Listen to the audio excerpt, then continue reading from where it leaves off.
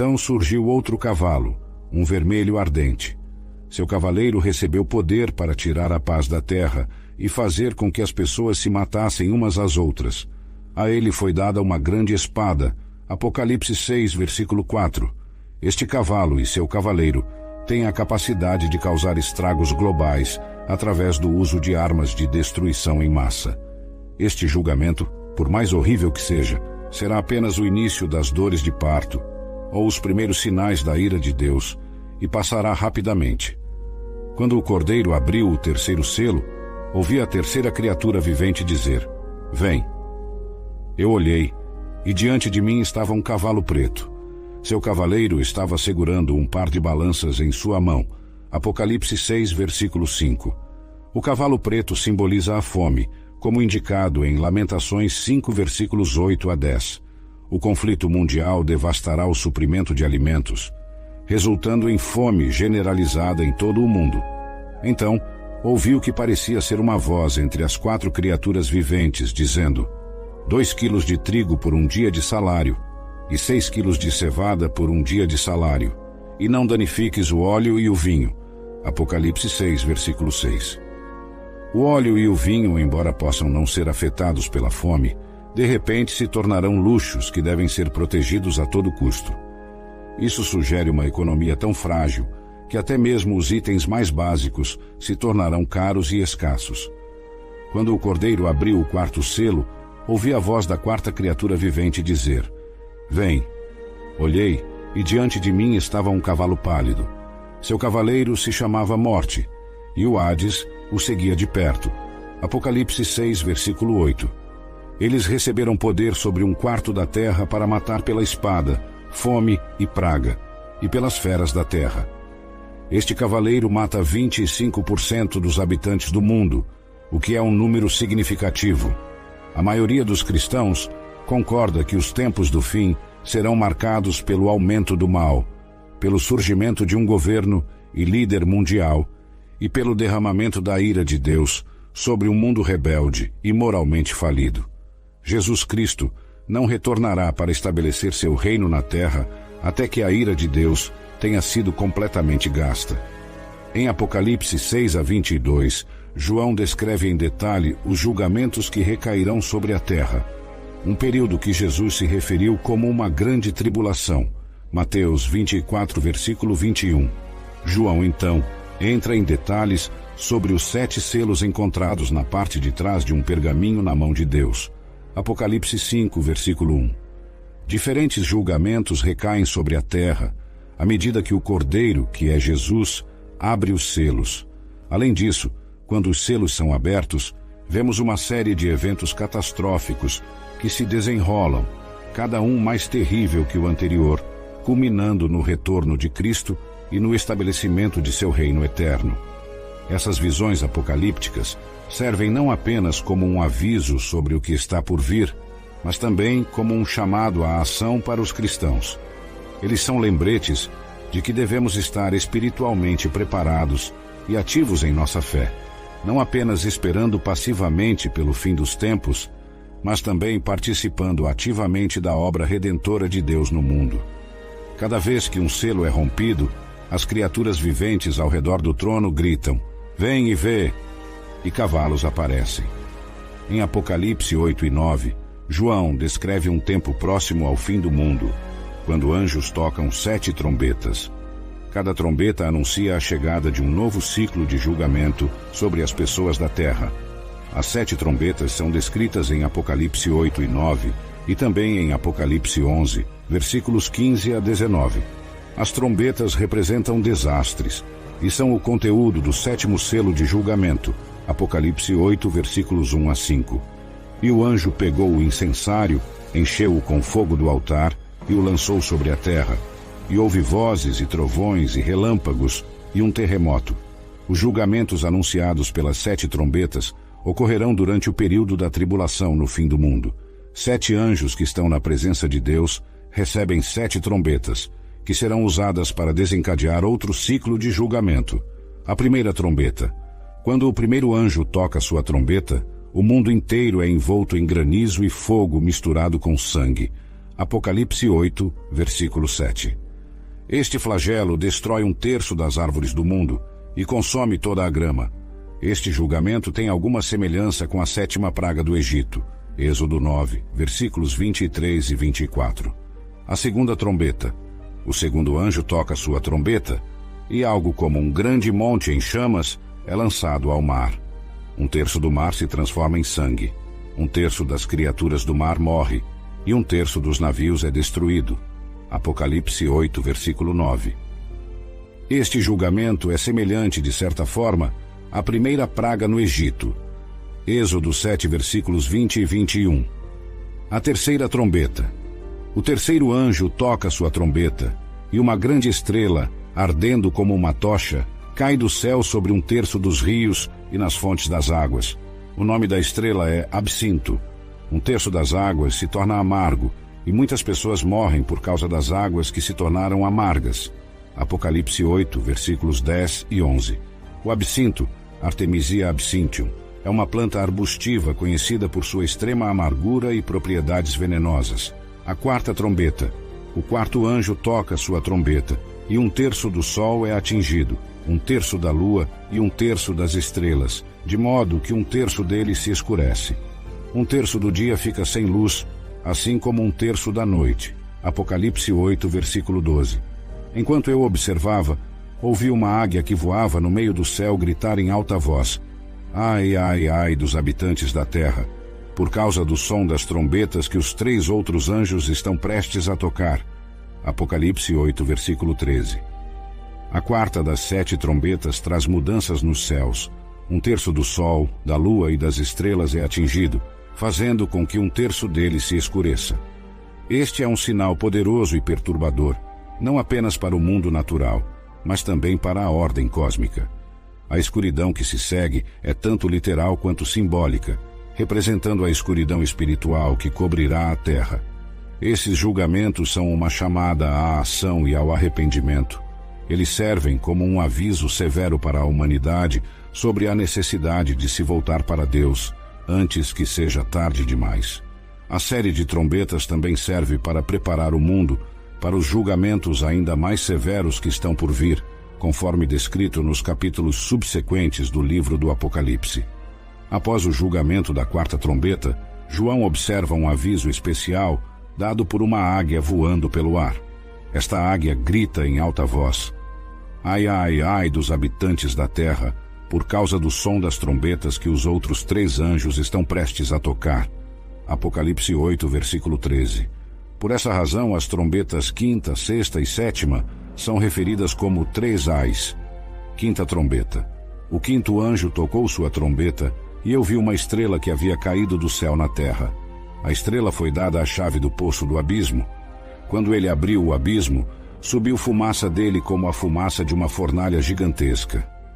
O sol e o céu escureceram pela fumaça do abismo. E da fumaça desceram gafanhotos sobre a terra, e lhes foi dado poder como o dos escorpiões da terra. Apocalipse 9, versículos 1 a 5. Eles foram instruídos a não prejudicar a grama da terra ou qualquer planta ou árvore, mas apenas aquelas pessoas que não tinham o selo de Deus em suas testas. Eles não tinham permissão para matá-los, mas apenas para torturá-los por 5 meses. A agonia que sofreram foi como a picada do escorpião. Durante esses dias, as pessoas buscarão a morte, mas não a encontrarão.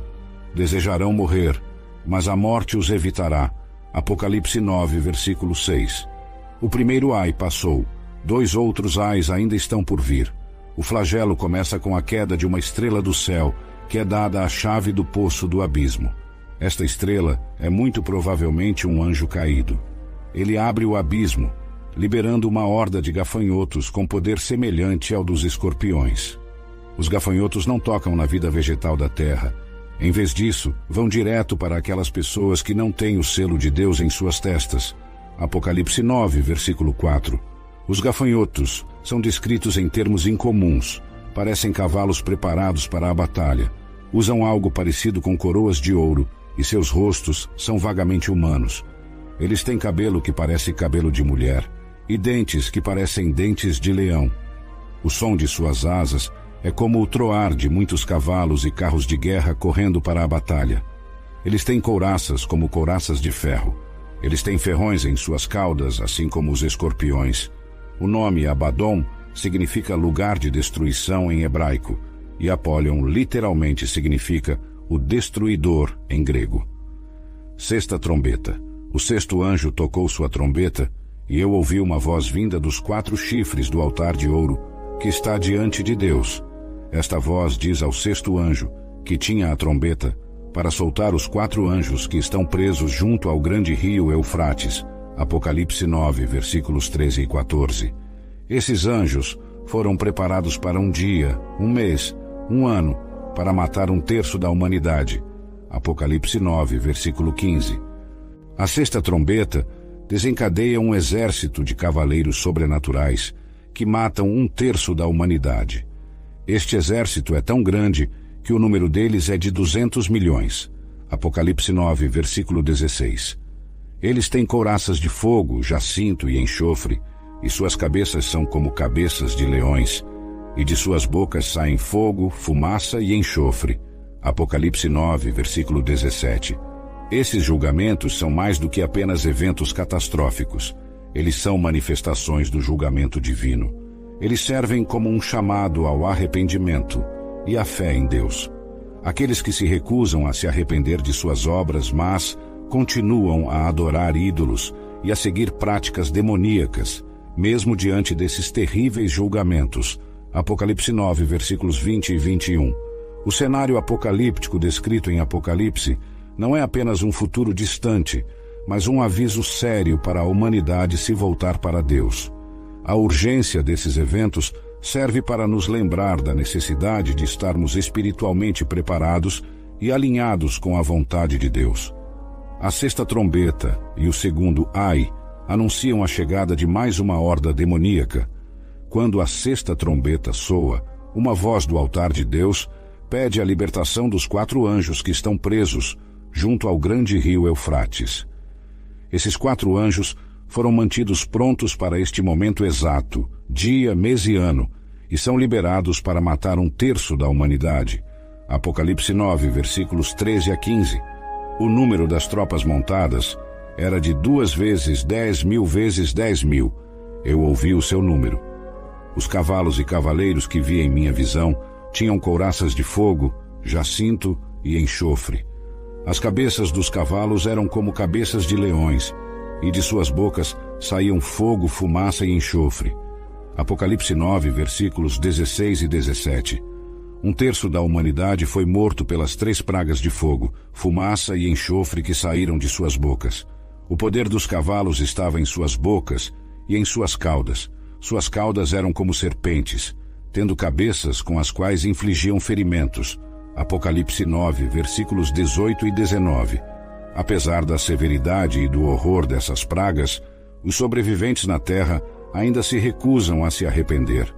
Eles continuam em sua idolatria, assassinato, feitiçaria, imoralidade sexual e roubo. Apocalipse 9, versículos 20 e 21. Seguindo o julgamento da sexta trombeta, há um interlúdio literário. João observa um anjo descendo do céu com um pequeno rolo em sua mão. Uma promessa é dada de que o 7º anjo está prestes a tocar sua trombeta. Apocalipse 10, versículo 7. João é informado de que ele deve profetizar mais. Apocalipse 10, versículo 11. Em seguida, há uma descrição das 2 testemunhas que pregarão e realizarão milagres em Jerusalém antes de serem mortas. Deus as ressuscitará e as levará ao céu. Apocalipse 11, versículos 1 a 13.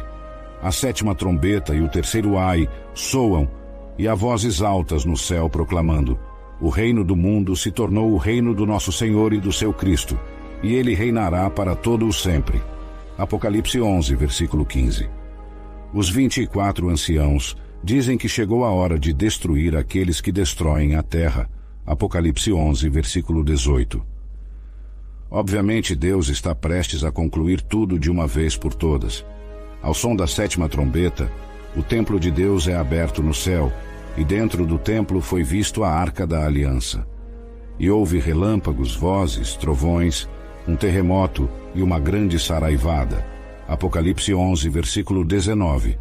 Os julgamentos das 7 trombetas chegaram ao fim. tudo está preparado para os 7 anjos com as 7 taças da ira de Deus. Esses anjos estão dentro do templo agora aberto, prontos para avançar e trazer os julgamentos finais sobre a terra. Apocalipse 15. No contexto do Apocalipse 9, versículo 11, quando Apólion aparece nos capítulos 8 e 9, João descreve um período durante os tempos do fim, quando os anjos tocam 7 trombetas. Cada trombeta anuncia a chegada de um novo julgamento que cairá sobre os habitantes da terra. Imediatamente após o 5º anjo tocar sua trombeta, uma estrela caiu do céu na terra. Esta estrela abriu o abismo. Apocalipse 9, versículo 2. Este cenário apocalíptico serve como um chamado sério ao arrependimento e à fé em Deus. A urgência desses eventos nos lembra da necessidade de estarmos espiritualmente preparados e alinhados com a vontade de Deus, desencadeando um batalhão de soldados demoníacos comparados a uma praga de gafanhotos que se assemelham a cavalos preparados para a batalha. Apocalipse 9, versículo 7. Até este momento, já houve granizo e fogo misturados com sangue e foi lançado sobre a terra. 1/3 da terra foi queimado, 1/3 das árvores foi queimado e toda a grama verde foi queimada. Em seguida, algo como um enorme monte em chamas foi lançado ao mar. Este evento marca o início do fim, durante o qual Satanás e os exércitos sob seu controle serão liberados. Ele será autorizado a levar aqueles que rejeitam Cristo como Rei durante a purificação de toda a terra, abrindo caminho para um novo céu e uma nova terra. Esses seres terão autoridade para infligir tormentos inimagináveis em qualquer pessoa que não tenha o selo de Deus. A dor que eles infligem será tão intensa que os sofredores desejarão morrer. Abaddon, ou Apolion, é o governante do abismo e rei desses gafanhotos demoníacos. Apocalipse 9, versículo 11. Sendo este o rei dos gafanhotos e tendo o nome de Abaddon, ou Apolion, este é um líder de demônios de alta patente. 2 animais no livro do Apocalipse, capítulos 12 a 14. A série final de desastres está prestes a ocorrer. Será o mais difícil para a igreja, mesmo que toda a civilização esteja prestes a ser destruída. Poderes demoníacos terão um domínio mais significativo do que nunca. Os capítulos 12 a 14 do Apocalipse introduzem 3 indivíduos que se unem para estabelecer uma aliança para governar o mundo à sua maneira. Um é de origem e natureza angélicas, um grande dragão e serpente antiga, também conhecido como Satanás ou o Diabo. Apocalipse 12, versículo 9. Os outros 2 são de origem e natureza humanas, bestas também conhecidas como Anticristo. Em 2 Tessalonicenses 2, versículo 3, ele também é referido como o homem da iniquidade, e outras passagens o referem como o falso profeta. Em uma paródia terrível de Deus, Jesus Cristo e o Espírito Santo, os 3 trabalham juntos para criar uma espécie de trindade profana. Satanás é apresentado pela primeira vez nos Problemas, já que ele foi mencionado nas cartas enviadas às 7 igrejas. Ele não foi referenciado no Apocalipse. A verdadeira batalha entre o bem e o mal está ocorrendo. Mais tarde, Satanás será novamente derrotado e lançado no abismo. Enquanto isso, nos poucos anos que lhe restam, sua raiva e ressentimento estão focados em nosso planeta. Porque ele não pôde enfrentar Deus em conflito direto no céu, ele faz guerra ao povo de Deus na terra. É uma manobra defensiva que está sendo realizada na esperança de sustentar seu domínio na terra, utilizando governantes fantoches, um dos quais é político e o outro religioso. Até agora, a mensagem do capítulo 12 do Apocalipse é bastante clara, mesmo que exija imaginação. A besta do mar, no dragão, Satanás, ele ficou de pé na margem arenosa do mar. Então eu vi uma besta feroz subindo do mar com 10 chifres e 7 cabeças, e em seus chifres havia 10 coroas reais diademas, e em suas cabeças havia nomes blasfemos. Apocalipse 13, versículos 1 e 2. A besta que eu vi se assemelhava a um leopardo, mas seus pés eram como os de um urso, e sua boca como a de um leão. O dragão lhe deu seu poder, seu trono e grande autoridade. Eu vi uma de suas cabeças como se tivesse uma ferida mortal, mas sua ferida mortal foi curada. Apocalipse 13, versículo 3. Este cenário apocalíptico serve como um chamado sério ao arrependimento e à fé em Deus. A urgência desses eventos nos lembra da necessidade de estarmos espiritualmente preparados e alinhados com a vontade de Deus. Toda a terra seguiu a besta com admiração. Prostraram-se e adoraram o dragão, porque ele deu sua autoridade à besta. Também adoraram a besta, dizendo: quem é como a besta e quem pode guerrear contra ela? A besta foi dada uma boca para proferir grandes coisas, palavras arrogantes e blasfêmias. Foi-lhe dada liberdade e autoridade para agir e fazer o que quisesse por 42 meses, ou seja, 3 anos e meio. Apocalipse 13, versículo 5. Ele abriu a boca para falar blasfêmias contra Deus, para blasfemar o seu nome e o seu tabernáculo e aqueles que habitam no céu. Também lhe foi permitido fazer guerra contra os santos e vencê-los. Foi-lhe dada a autoridade sobre toda tribo, povo, língua e nação. Apocalipse 13, versículos 6 e 7. Todos os habitantes da terra o adorarão, exceto aqueles cujos nomes foram escritos no livro da vida do Cordeiro que foi morto. Apocalipse 13, versículo 8. Se alguém tem ouvidos, ouça. Se alguém é destinado ao cativeiro irá. Se alguém matar a espada, necessário é que seja morto a espada. Apocalipse 13, versículos 9 e 10. Este é o chamado para a paciência e a fé dos santos, que é visto na resposta do povo de Deus em tempos difíceis. A primeira das bestas é uma monstruosidade que tem 10 chifres e 7 cabeças, e um dragão lhe concede poder e autoridade. Uma das cabeças está mortalmente ferida, mas é curada. A besta fala blasfêmias contra Deus e oprime agressivamente o povo de Deus, onde quer que sejam encontrados na terra. Não só governa o mundo, mas recebe a adoração de seus habitantes. A primeira besta é uma imagem simbólica do anticristo, e o dragão é Satanás. A segunda besta é uma criatura de 2 chifres, aparentemente inocente, que compartilha o poder com a primeira besta. Ele faz com que a terra e seus habitantes adorem a primeira besta, cuja ferida mortal foi curada. Ele realiza grandes sinais, até fazendo fogo descer do céu à terra, à vista das pessoas. Apocalipse 13, versículo 13. Ele é dado poder para dar fôlego à imagem da besta, de modo que a imagem da besta até pareça falar, e faz com que aqueles que não se prostram e adoram a imagem da besta sejam mortos. Apocalipse 13, versículo 15. Também obriga todos, pequenos e grandes, ricos e pobres, livres e escravos, a receberem uma marca na mão direita ou na testa, significando lealdade à besta, e que ninguém poderá comprar ou vender, exceto aquele que tem a marca, o nome da besta ou o número do seu nome. Apocalipse 13, versículos 16 e 17. A responsabilidade da segunda besta é promover a adoração da primeira besta entre todas as pessoas. Como a segunda besta engana o mundo com milagres, ela ordena que todos ergam uma imagem em honra da besta que foi ferida pela espada e ainda viveu. Todos são obrigados a adquirir a marca da besta, seja na mão direita ou na testa.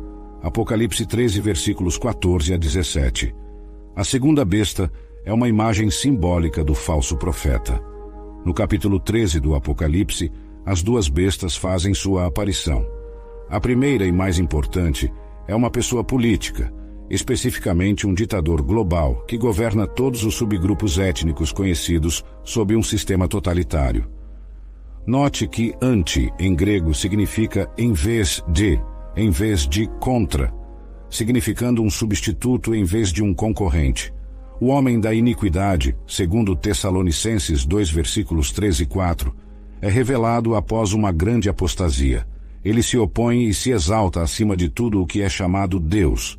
Este cenário apocalíptico serve como um chamado sério ao arrependimento e à fé em Deus. A urgência desses eventos nos lembra da necessidade de estarmos espiritualmente preparados e alinhados com a vontade de Deus. O homem da iniquidade, também conhecido como o anticristo, não reconhece nenhuma lei superior à sua própria vontade e, como resultado, reivindica divindade e exige adoração. Ele é uma pessoa humana que cede à tentação de Satanás e aceita a oferta que Jesus recusou. Mateus 4, versículos 8 e 9. Nesse sentido, ele teria se tornado o anticristo de Jesus, caso tivesse aceitado a oferta. O anticristo também é anticristão no outro sentido deste prefixo. Ele tem o poder de fazer guerra contra os santos e vencê-los. Apocalipse 13, versículo 7.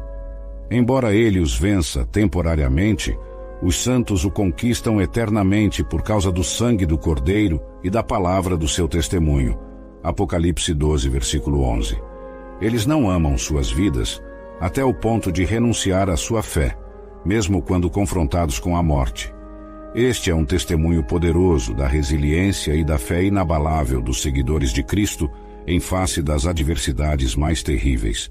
A besta que emerge do mar é uma figura complexa com 10 chifres e 7 cabeças, simbolizando talvez múltiplos reinos ou poderes que se unem sob uma única autoridade maligna. Apocalipse 13, versículos 1 e 2. Ele recebe seu poder do dragão, que é Satanás, e um de seus cabeças parece ter uma ferida mortal que foi curada.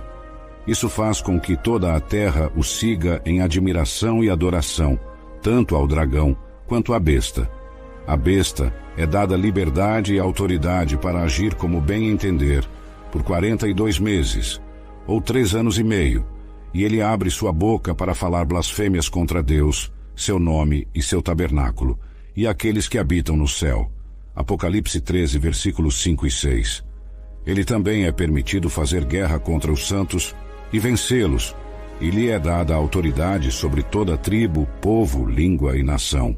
Todos os habitantes da terra o adorarão, exceto aqueles cujos nomes foram escritos no livro da vida do Cordeiro, que foi morto como um sacrifício voluntário. Apocalipse 13, versículos 7 e 8. Então, surge outra besta da terra com 2 chifres como um cordeiro, mas que fala como um dragão. Ele exerce toda a autoridade da primeira besta em sua presença e faz com que a terra e aqueles que a habitam adorem a primeira besta. Apocalipse 13, versículo 11. Esta segunda besta é geralmente interpretada como o falso profeta, que atua em conjunto com o anticristo para enganar as pessoas e levá-las à adoração da primeira besta. Ele realiza grandes sinais e maravilhas para enganar os habitantes da terra e os leva a fazer uma imagem da primeira besta para adorá-la. O cenário apocalíptico descrito em Apocalipse é um chamado sério ao arrependimento e à fé em Deus. A urgência desses eventos nos lembra da necessidade de estarmos espiritualmente preparados e alinhados com a vontade de Deus.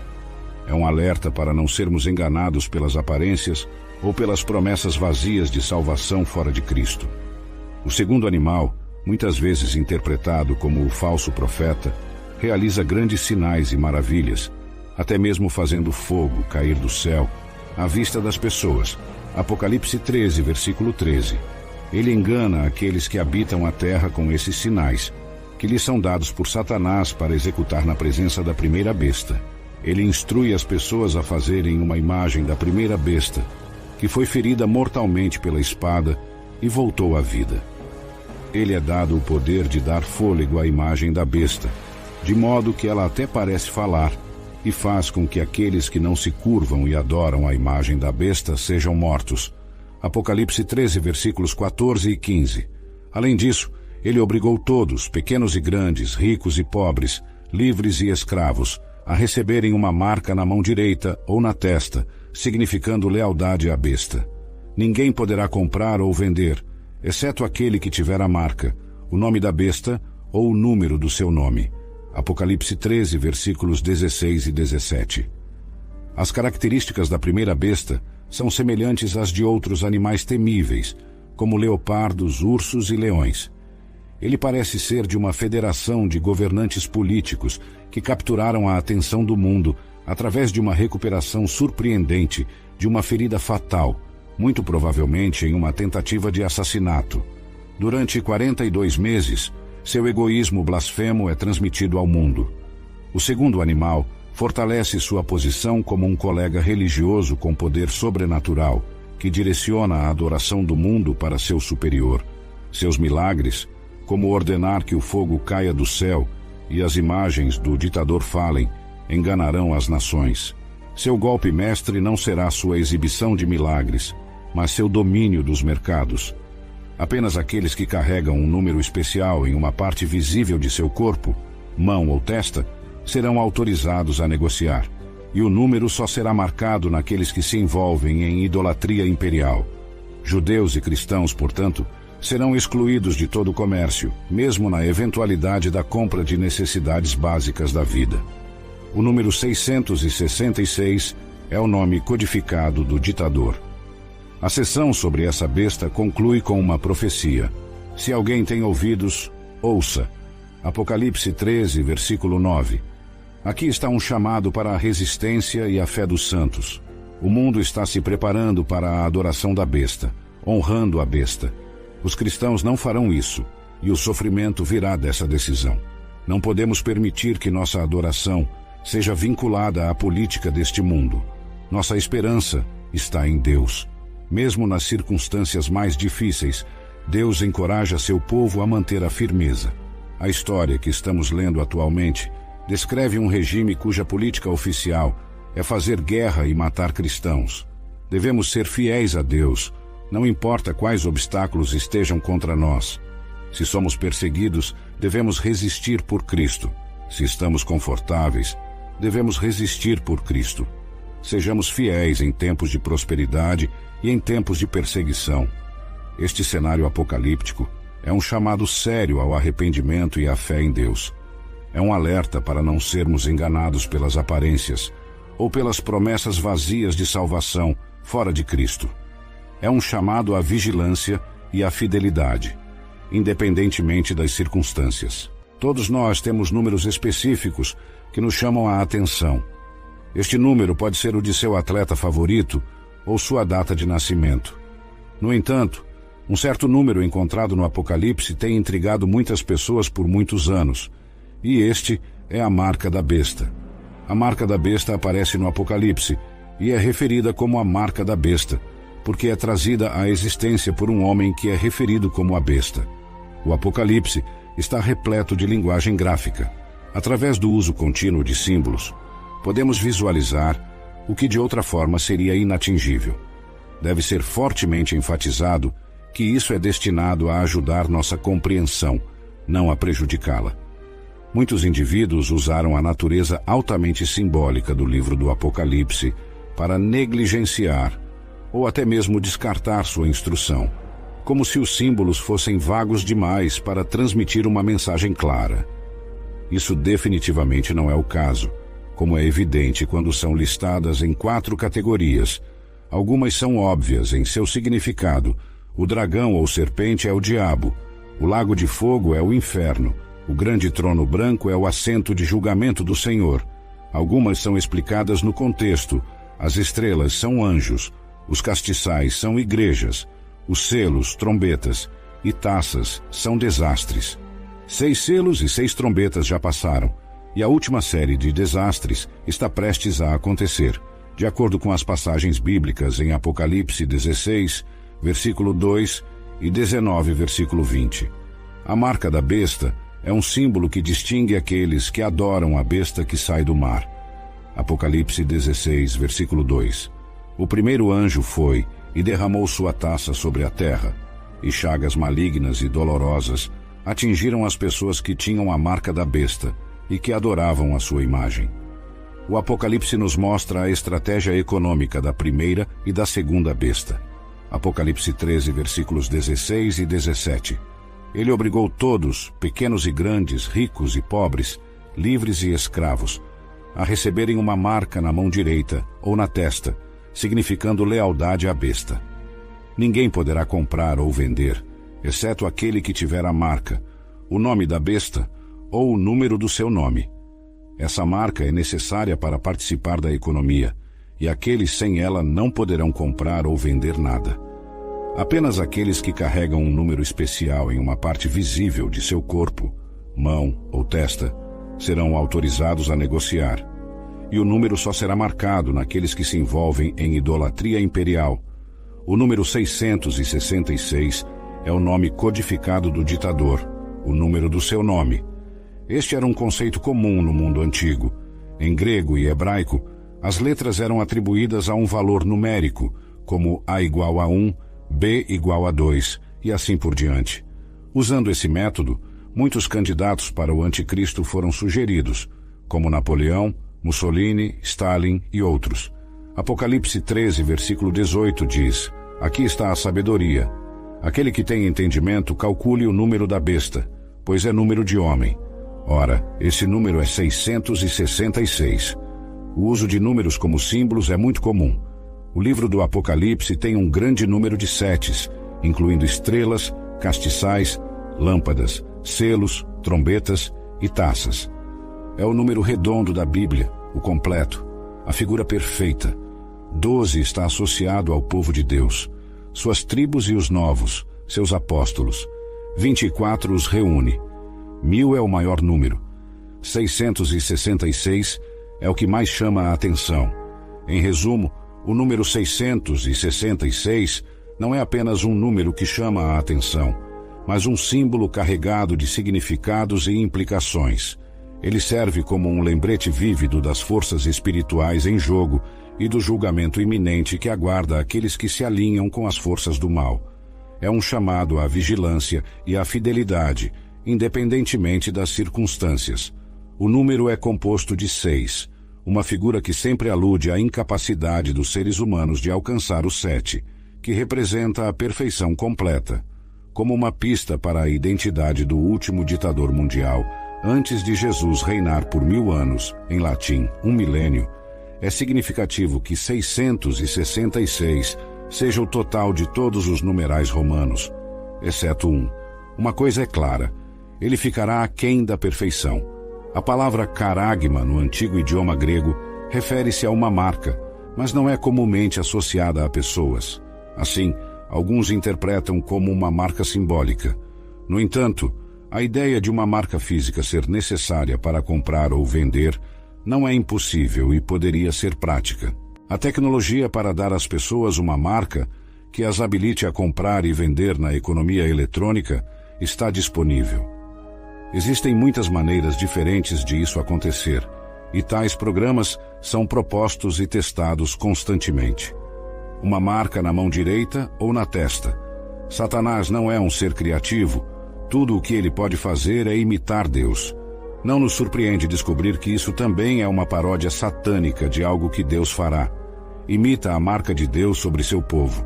Apocalipse 17 e 18 dizem respeito ao fim. O restante do Apocalipse é dominado por duas figuras femininas, uma prostituta suja e a outra uma noiva pura. Ambas não são pessoas, mas personificações. Elas representam cidades. O título Um Conto de Duas Cidades poderia ser usado. Babilônia e Jerusalém, a cidade do homem e a cidade de Deus, são seus nomes. Vamos olhar para a primeira. Apocalipse 14, versículo 8 diz: Um segundo anjo seguiu e disse: Caiu a grande Babilônia, que fez todas as nações beberem do vinho do furor da sua prostituição. Apocalipse 16, versículo 19 diz: A grande cidade foi dividida em 3 partes, e as cidades das nações desmoronaram. Deus se lembrou da grande Babilônia, e lhe deu o cálice cheio do vinho do furor da sua ira. Na Bíblia, as cidades são frequentemente vistas como lugares perversos. A referência inicial, que geralmente é crucial, as liga à linhagem de Lameque, de armamento e à produção de armas de destruição em massa. Elas concentram pessoas e, portanto, pecadores, e assim o pecado, o vício e o crime prosperam em um ambiente onde há menos comunidade e mais anonimato. A ganância e o orgulho são os 2 pecados que são destacados nesta passagem. Ambos estão ligados à idolatria do dinheiro, porque é impossível adorar tanto a Deus quanto ao dinheiro ao mesmo tempo. Lucas 16, versículo 13 diz: Nenhum servo pode servir a 2 senhores, pois odiará um e amará o outro, ou se dedicará a um e desprezará o outro. Não podeis servir a Deus e às riquezas. Em uma cidade próspera, é mais fácil esquecer o Criador do céu e da terra. Homens que se fizeram adoram seu próprio Criador. edifícios que frequentemente são memoriais à ambição e realização humanas, o que demonstra arrogância. Tal era a Torre de Babel, à beira do rio Eufrates, situada na rota entre Ásia, África e Europa.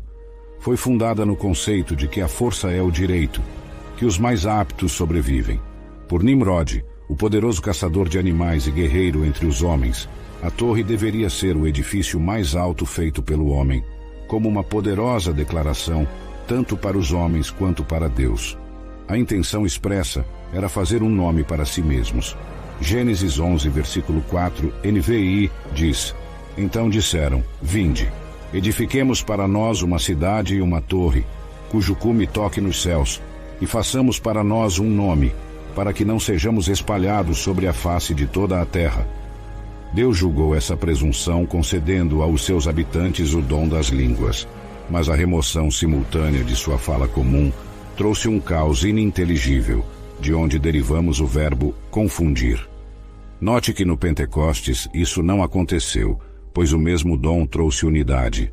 Ateus 2, versículo 44 diz: Todos os que criam estavam juntos e tinham tudo em comum.